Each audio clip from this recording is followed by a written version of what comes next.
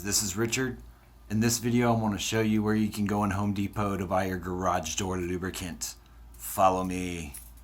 This place is pretty cool. I'm at cool brick wall, cool wooden floor. Guys, we're here at the Home Depot.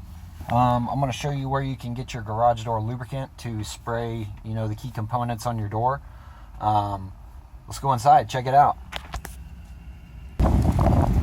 Alright, so we're walking up here. This is a big one, very busy one. So we're heading to the front doors.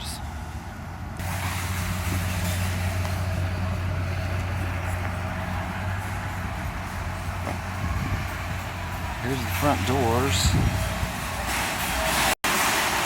We're going to go clear back to doors and windows.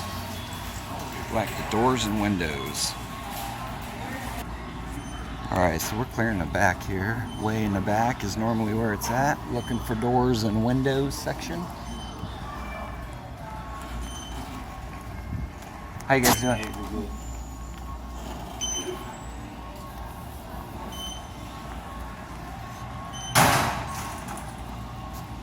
Doors and windows.